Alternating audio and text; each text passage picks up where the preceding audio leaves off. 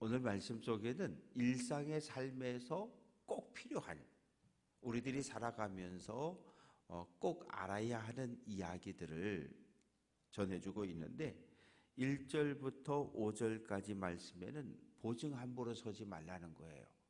담보를 함부로 서지 말라는 거예요. 그래서 이 보증이라고 하는 이 단어는 그 히브리어 단어가 이게 손을 딱 치다 이런 의미입니다. 그러니까 지금은 뭐 보증을 쓰면 옛날엔 인감증명 떠다 주고 인감도장 찍고 이렇게 했는데 옛날에는 보증을 쓴다라고 하는 표현이 그 손바닥을 마주치는 거였어요. 누구하고? 이 채권자하고, 돈을 빌려주는 사람하고, 보증인 또 채무자, 거기서 손을 딱 이렇게 치면 이게 보증을 선다라고 하는 약속으로 사회적으로 통용이 되었던 겁니다. 저도 목회하는 동안에 이 보증을 섰다가 스스로 목숨을 잃은 사람도 보았고, 보증 쓴 게 잘못돼 가지고 아파트를 두 채 세 채 날린 교우들도 봤어요. 그런데 이렇게 이야기를 쭉 들어보면 가서 뭐 밥 한 끼 먹고 술 한 잔 마시고 그리고 부탁하면 그냥 도장 꿍 찍어주고 이래서 아파트 하나 날아가고 이런 일들이, 그러니까 그러지 말라는 거예요. 그러지 말라는 거예요. 그래서 내가 실수해서 말을 함부로 해서 2절 말씀, 내 입의 말로 내가 얽혔으면 뭐 밥 한 끼 먹고서 저 술 한 잔 얻어먹고 도장 찍어줘서 이렇게 문제가 생겨졌으면 어떻게 하라는 거예요? 내가 말을 너무 함부로 쉽게 해서 그래서 내가 이렇게 지금 어려움에 처하게 되었으면 어떻게 하라는 거예요? 3절 말씀에 너는 곧 가서 겸손히 내 이웃에게 간구하여 스스로를 구원하라. 돈을 빌려준 그 채권자를 찾아가서 이 부탁을 하고 간청을 해서 그 문제를 풀으라는 거예요. 빨리 풀으라는 거예요. 왜? 내가 그것을 풀지 않으면 어떻게 되는 거예요? 문제가 생겨져서 그냥 대충 하지 말고 4절 말씀 보면 눈을 잠들게 하지 말고 눈꺼풀을 잠기게 하지 말고, 이 말의 표현은 너 밤 잠자지 말고 지금 잠잘 틈이 어디 있냐고 빨리 가서 그 문제를 쓴 그 문제를 풀으라는 거예요. 그거 풀지 않으면 고통을 당한다는 거죠. 경제적으로 많은 어려움에 빠지게 되니까.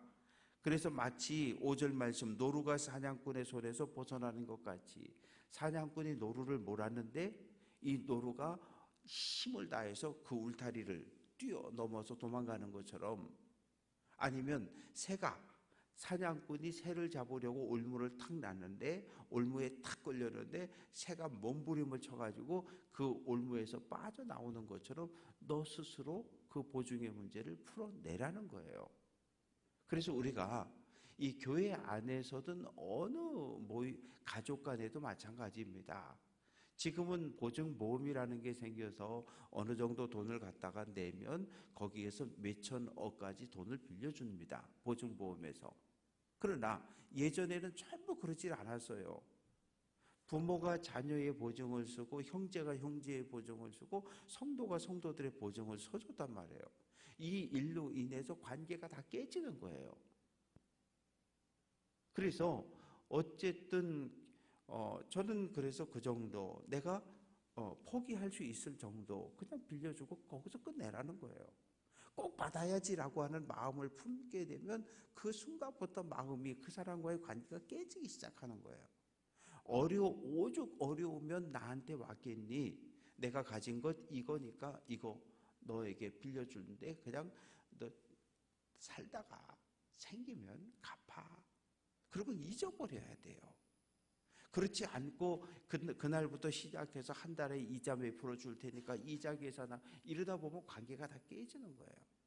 그래서 우리에게 첫 번째 보증 쓰고 보증 설 때에 두 번, 세 번 생각하라는 거예요. 너무 쉽게 보증을 서서 내 스스로 고통에 빠지는 일이 없도록 조심하라. 두 번째는 6절부터 11절까지 말씀 속에는 게으른 사람에 대한 이야기입니다. 게으른 자야, 너 가서 개미들 좀 봐라.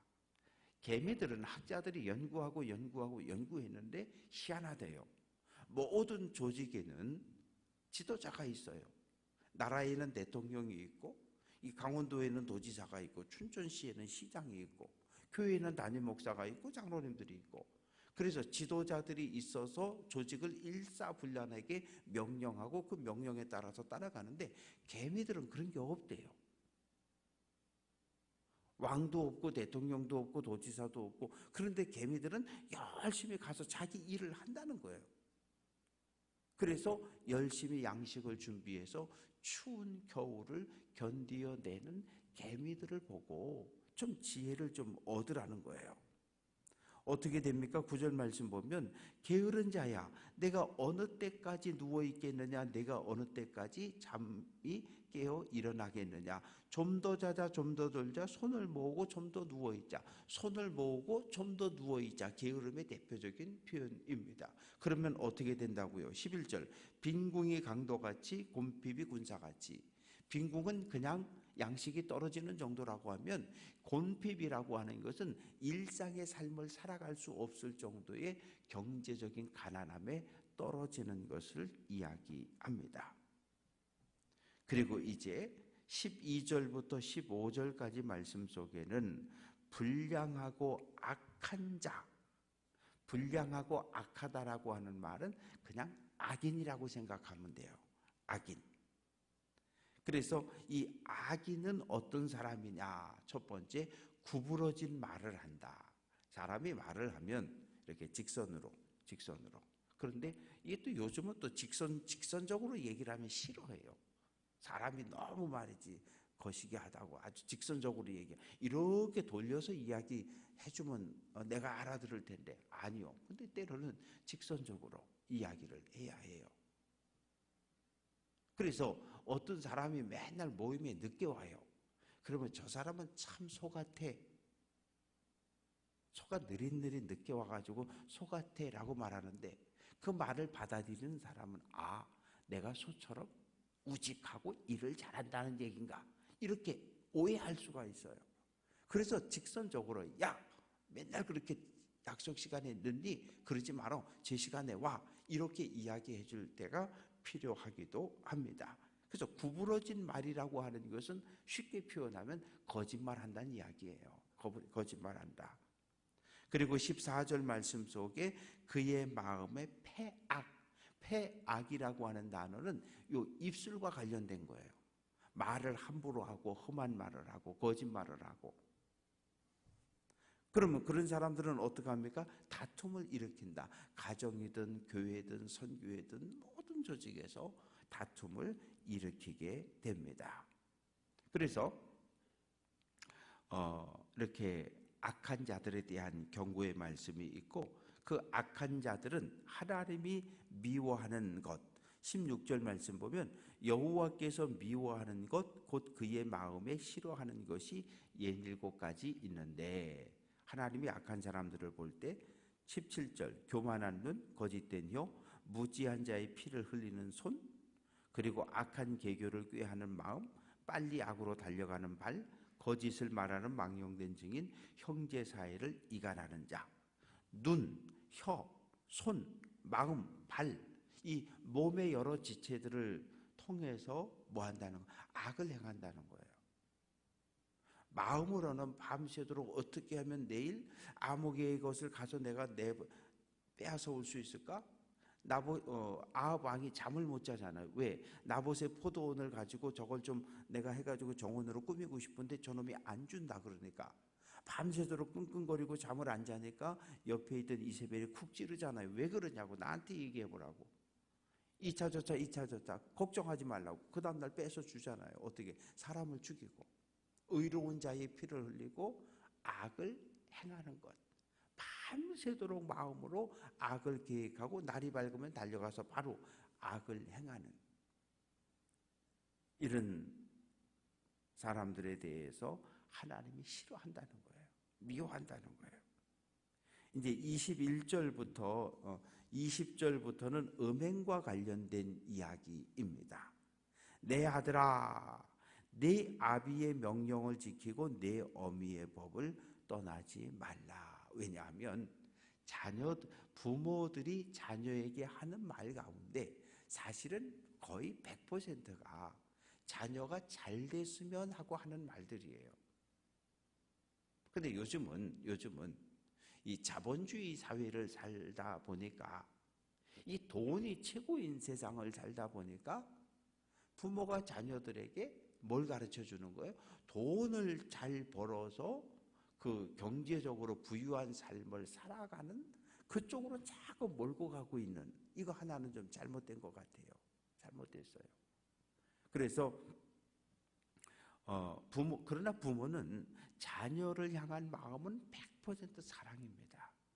세상에 어느 부모가 자녀를 향해서 너 도둑질해라, 너 살인해라, 너 가면 무조건 친구 때려서 이겨야 된다, 그렇게 말하는 부모는 단 한 사람도 없어요.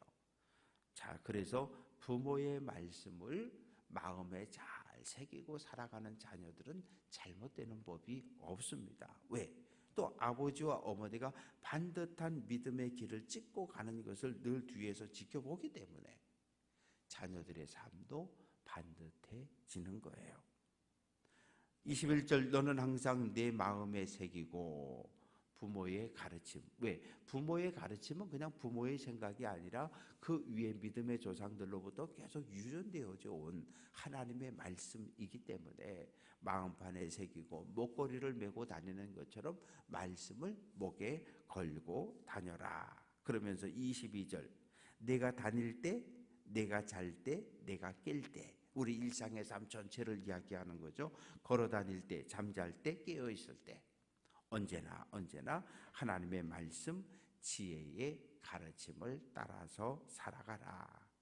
23절, 명령, 법, 훈계의 책망은 너를 생명으로 인도해 준다라고 말합니다. 그러면서 이제 주의해야 할 것이 있다는 거예요. 24절, 지혜가, 하나님의 말씀이 너를 지켜 악한 여인에게서 이방 여인의 혀로 호리는 말에 빠지지 않게 해라. 이 말의 의미는 하나님의 말씀을 마음에 잘 새겨서 악인들의 유혹에 넘어가지 말고 이방 여인이, 음란한 여인이 너를 성적으로 유혹할지라도 거기에 빠지지 않게 해라. 그러면서 이 이방 여인의 유혹에 넘어가는 대표적인 이유를 25절, 내 마음에 그의 아름다움을 탐하지 말라는 거예요. 그 눈꺼풀에 홀리지 말라는 거예요. 왜? 눈웃음을 살살 치면서 유혹을 하니까. 다윗 왕이 그 목욕하는 여인의 육체적인 아름다움에 넘어졌잖아요. 그러니 그러면 안 된다는 거예요. 경고를 지금 주고 있어요. 그래서 26절, 음란한 여인의 성적인 유혹에 빠져 넘어지게 되면 26절, 사람이 한 조각 떡만 남는다. 가산을 다 탕진한다는 거예요.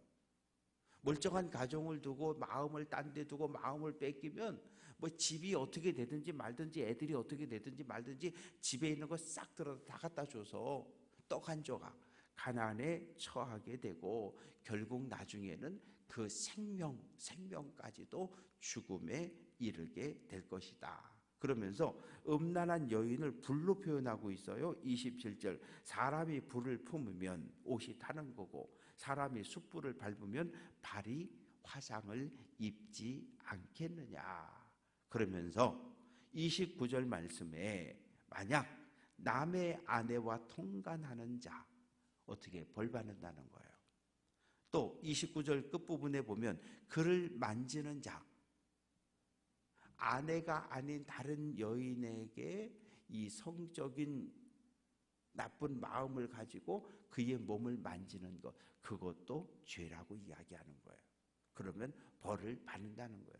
요즘 사회에서 이거 맞는 거잖아요. 어린 아이들이라도 함부로 만지면 큰일 나요. 옛날에는 아이들 뭐 이놈 이렇게 쓰다듬고, 지금 그러면 큰일 나요. 그래서 이런 경고를 주고 있고, 또 30절 말씀에는 도둑에 대한 이야기입니다.